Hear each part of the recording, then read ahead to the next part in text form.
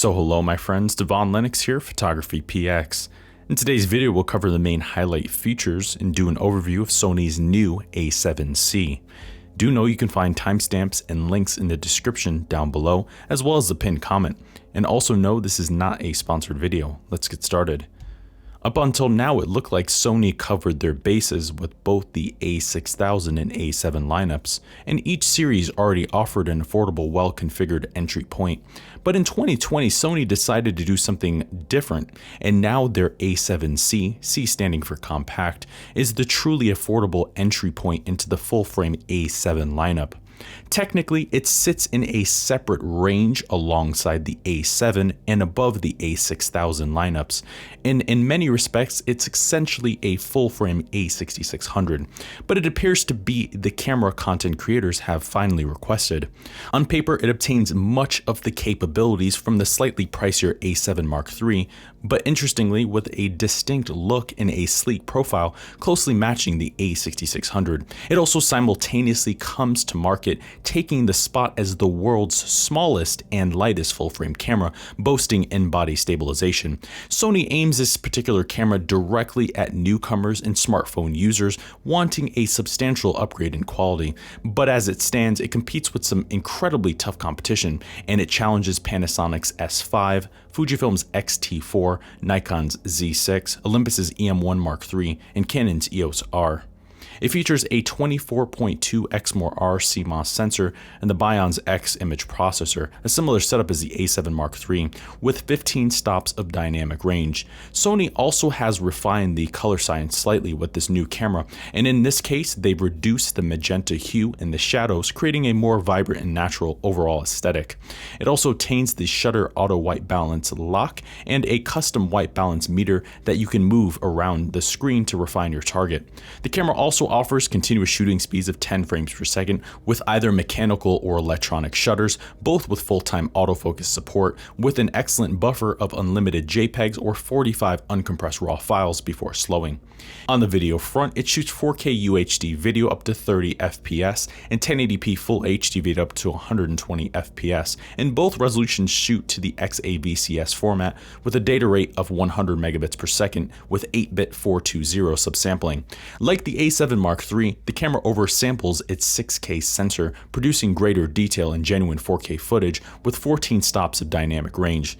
It also obtains the slow and quick mode, a feature found on several Sony cameras now. These allow you to access the in-camera slow or quick recording options. Like several Sony cameras now, it also obtains unlimited video recording. It also supports vertical video. It has a built-in timecode display, and it also obtains Sony's full suite of picture profiles and gamma controls, including Cine 1 through 4, Rec 709, S-Log 2, S-Log 3, and HLG, plus zebras, gamma display assist, and outputs a clean uncompressed 4K 422 8-bit signal via HDMI for use with external recorders or monitors or as an external webcam. Low light performance on this camera is excellent and easily matches the A7 Mark III. It features a native ISO range from 100 to 51,200, further expandable to 204,800, and users can expect usable results up to ISO 6400 or 12,800 with minor post-processing.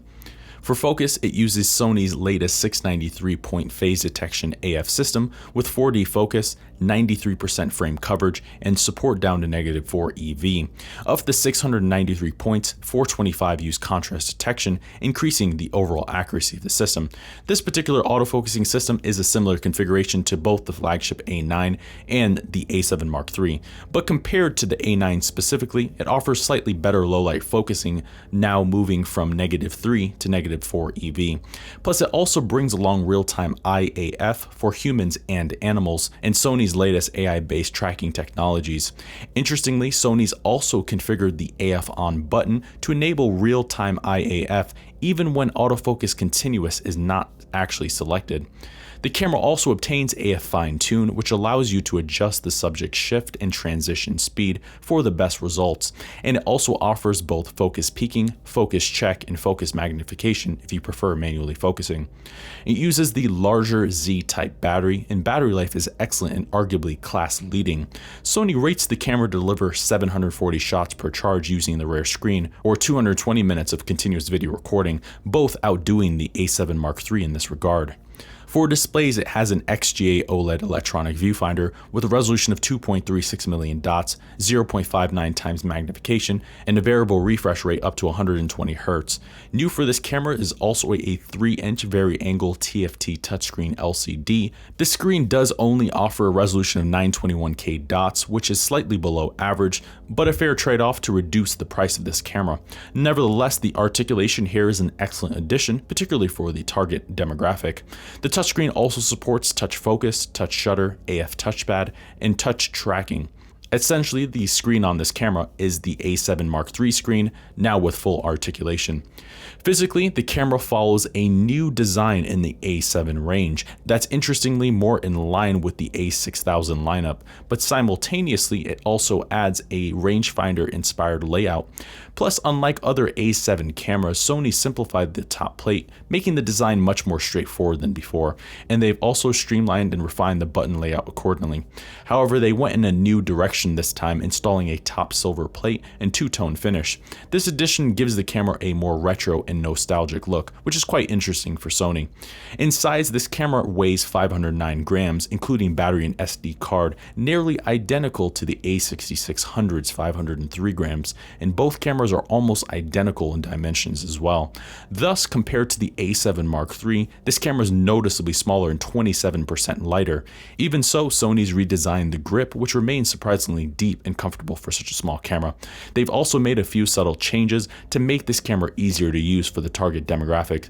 In this case, they've added a dedicated SD compartment, they've repositioned the mic port and other input outputs, they've increased the on-off toggle switches resistance, and they modified the tripod thread placement.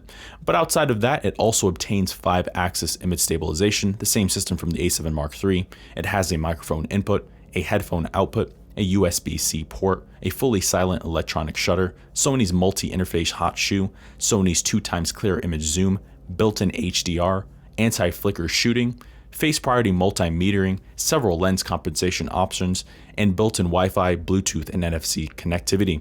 Also of note, their VBT2BT vlogging grip also works with this camera if you have that accessory. In the end, Sony's A7C is the more compact and lightweight alternative to the A7 Mark III. It obtains most of its high-end capabilities in a form factor almost unseen in the segment, and as it stands, it's an outstanding option for those wanting the full-frame experience in a more portable and versatile package. While there are trade-offs and drawbacks over the larger A7 III, they're mostly justifiable and most of them are not deal breakers, and as an entry point into the full-frame mirrorless segment, it remains capable nonetheless. Frankly, this camera is quite a feat on Sony's part. Not only have they managed to reduce the camera's size, but they also accomplish outfitting it with a large full-frame sensor and image stabilization, and Sony simultaneously amalgamated a robust feature set that widens their potential user base. As a whole, it's a strong contender for those wanting the full-frame capabilities without the large price tag that usually accompanies, and frankly, if you want the best AF system Sony offers, this is your best option. So there you have it, my friends. There are the highlights and the overview of Sony's new A7C.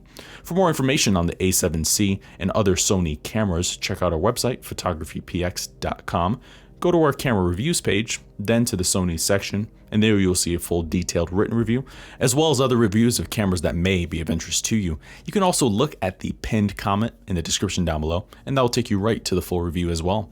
I've been your host, Devaun Lennox. We'll see you in the next video. Thank you for watching today's video.